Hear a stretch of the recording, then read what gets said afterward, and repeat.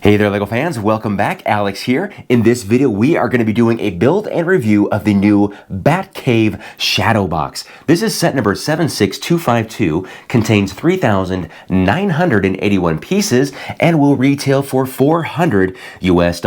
Now this thing is slated to be released as of June 8th, however VIPs can pick this thing up as early as June 5th.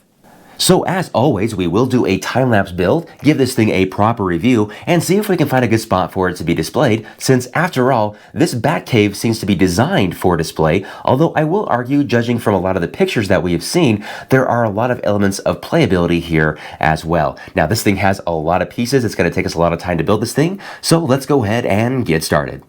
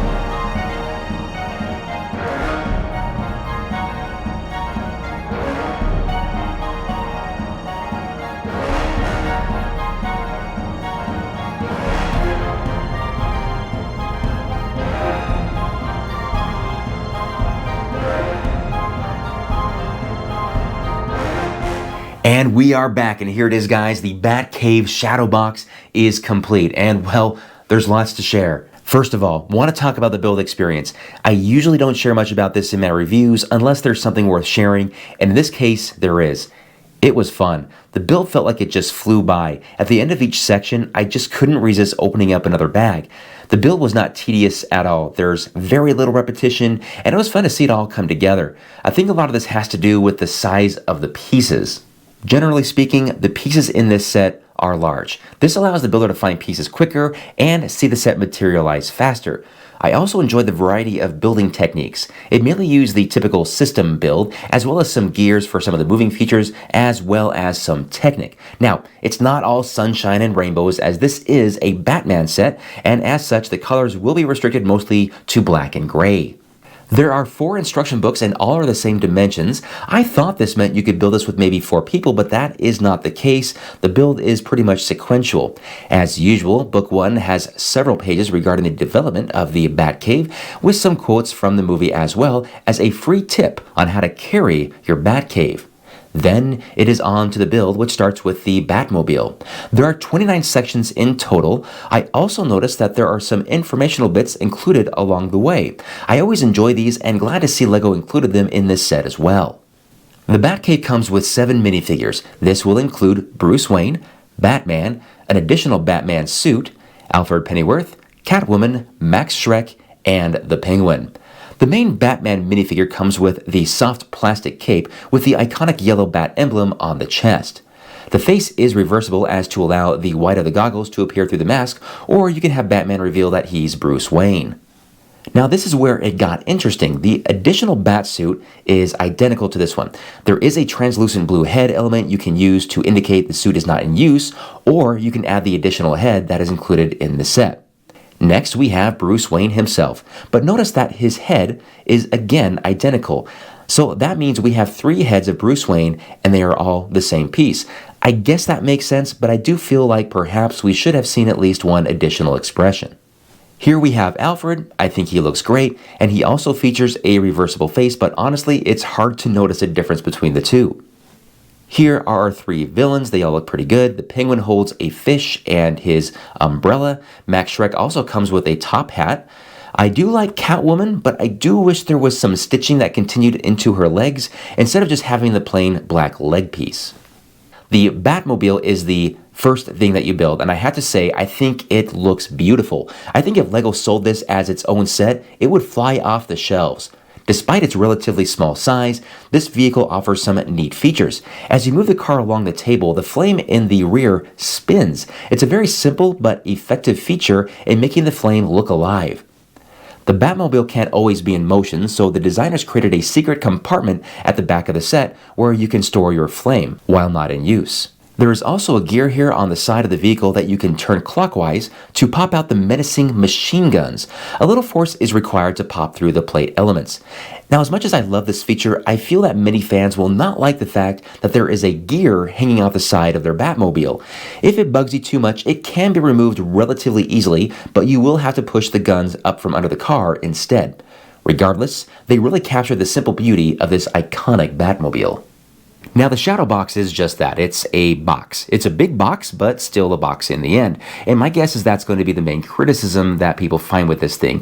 That criticism being, why didn't LEGO just take the pieces that they used to make this thing into a big cube and use that to make it more of a elaborate Batcave both inside and out? And that's a very valid argument. However, I will say that as an adult collector of LEGO, at this stage in my life, I'm more about the display than the play option. So I actually do like this approach. I think it's very unique, and it will display very well on a shelf. However, I will still make an argument that this thing's got a lot of great playability that we'll get to here in just a moment. With the box closed, the obvious feature that shows is that massive cutout of the Batman emblem on the front that pretty much allows us to see almost everything inside of the box. If shelf space is a bit restrictive, then this is the ideal way for it to be displayed. The story changes when you open this up. Fully extended, the Shadowbox is 44.5 inches or 113 centimeters long.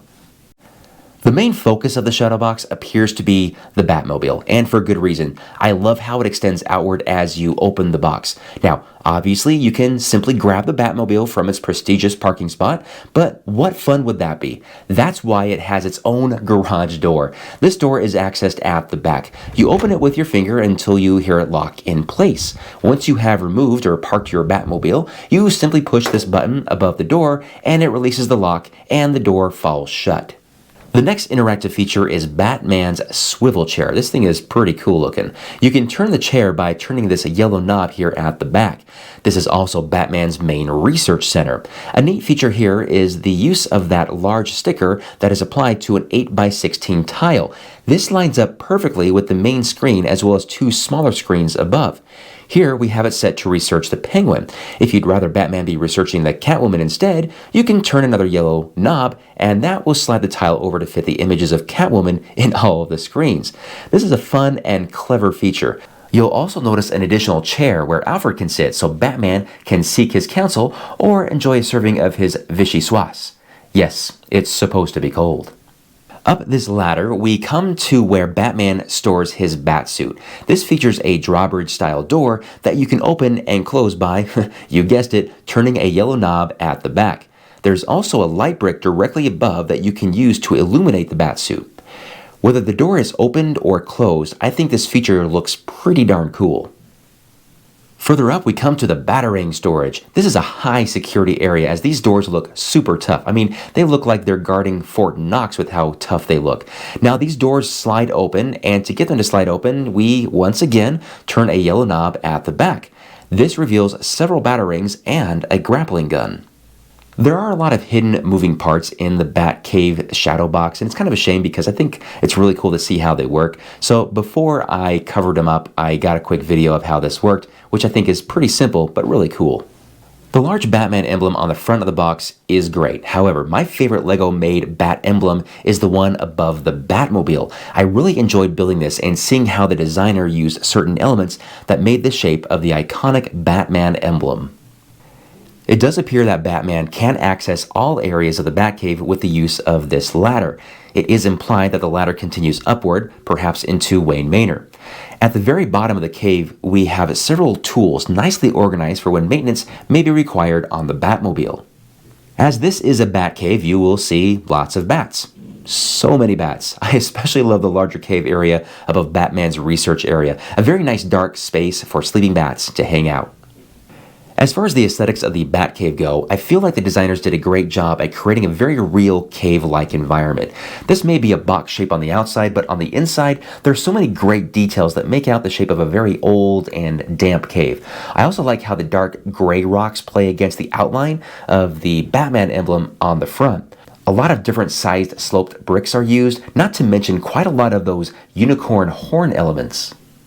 So that is my review of the new Batcave Shadowbox. A huge thank you to the LEGO Group in providing me this early copy for review. Now, before I continue on with the placement of the set, there's one more thing I want to mention. Now, when I first saw images of this set online, I thought it was okay. I like Batman, especially the Michael Keaton Batman, but the price tag of $400 just seemed like it was too much money. Now, there are times when I get these LEGO sets for early review, and I have some time to build them and interact with them, that my mind actually changes, and this is one of those moments. So I will say this, guys, if you are any kind of Batman fan and you derive a lot of value from the build experience and just enjoy having a unique LEGO set in your collection, then I think the Batcave Shadowbox is going to be worth your $400. Anyway, I offer that for what it's worth. Let's go ahead and find a spot for this thing to be displayed. And here we are in the basement, and this is where I have ultimately decided to place the Batcave Shadowbox. And you're probably thinking, well, duh, we knew you were going to go and place it on your bat shelf with all the other Batman-related LEGO sets. And yes, you're right. However, I actually wanted to put this thing upstairs on that white shelf area in the entryway because I thought it would look pretty good there among the various different types of LEGO sets, because this looks like it's meant to be on a shelf. And honestly, I thought it looked pretty good there, but I thought, you know what, let me go ahead and give it a try. I'll see if I can squeeze it in onto the bat shelf. So I came down here, and as you can see, I was able to make it work. Pretty happy with the arrangement, so we're going to keep it here for, well, the foreseeable future with all the other very dark and brooding LEGO sets. Now, all of the minifigures, I did put Alfred in there. We got Bruce Wayne in there. We got the additional bat suit, but I decided to put the extra minifigures in here because I have like the shelf of minifigures. Here's all the minifigures that come with all the other Batman related minifigures from those sets that are on the shelf. And of course, here those four are right there, just kind of hanging out. I like it. So yeah, pretty happy with the placement here. Let me know what you guys think of this set. Is this something that you guys plan on picking up day one, perhaps waiting for double VIP points, or just mainly not at all? I'd like to know. Let me know in the comment section below. As always, guys, thank you so much for watching, and we'll see you next time. Bye-bye.